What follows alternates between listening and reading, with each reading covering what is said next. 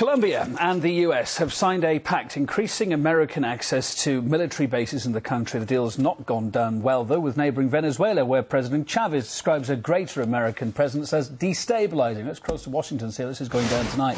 Dina Gusovski's there. Dina, does he have a point, then? Is this likely to affect the balance of power in the region?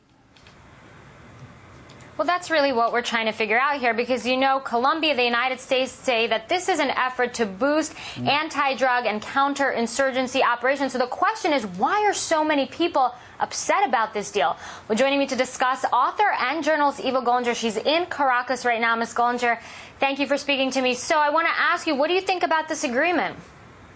Well, we've been expecting the signature to happen any day now between Colombia and the United States. And certainly this is a military agreement that implies the largest military expansion and presence of the United States in Latin America in history.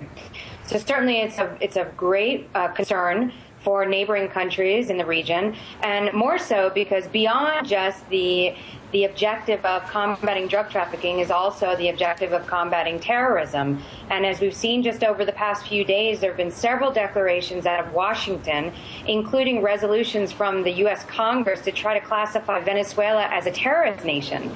So there's a clear indication and there's great concern that this military agreement and the U.S. military presence inside Colombia could be used to threaten the neighbors in the region. Even though the United States and Colombia do say that it's only to boost those efforts against drugs over there. I mean, talk about how the people in Venezuela feel about this. Do they really feel that the United States is using this to strike them militarily, as you hinted? Well, certainly people here feel as though it's an intimidation, it's a provocation, and it's a threat. And one of the issues that is of most concern is the fact that both the United States and Colombia have been unwilling to reveal the terms of the agreement. And we've even seen that over just the past few days, these issues have come up inside Colombia, and the Alvaro Uribe government has actually refused as well to reveal the terms of the agreement to its own people inside of Colombia and to the Colombian Congress. So that causes, again, issues of concern, of, worry that what's in the actual agreement is they're so unwilling to reveal it that therefore there must be beyond just what they're exposing publicly and saying publicly. And so that's the main issue, is what is actually this agreement really about? We know that there's an expansion of U.S. presence of troops.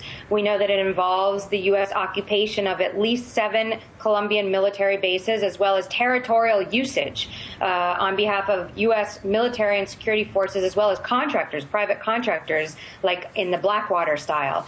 And so certainly there's this very deep concern, particularly amongst those in Ecuador and Venezuela, which were the neighboring countries of Colombia. And last year, there was, of course, a military invasion on behalf of Colombia into Ecuadorian territory. And so there's concern that this type of action could be repeated again. We actually just also, over the past couple of days in Venezuela, captured 2 Colombian intelligence officers that were engaging in espionage inside Venezuelan territory.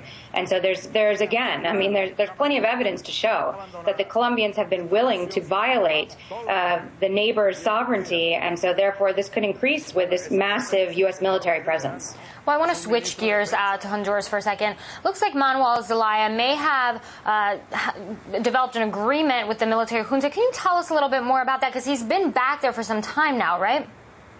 Certainly, yeah. President Zelaya, who was ousted on June 28th, so it's been about 4 months now in this coup d'etat, has been for about a month taking refuge inside the Brazilian embassy in the capital of Honduras, in Tegucigalpa. And just on Wednesday, a high-level delegation of the United States headed down to Honduras to try to seal the deal on a negotiation between the coup regime and President Zelaya.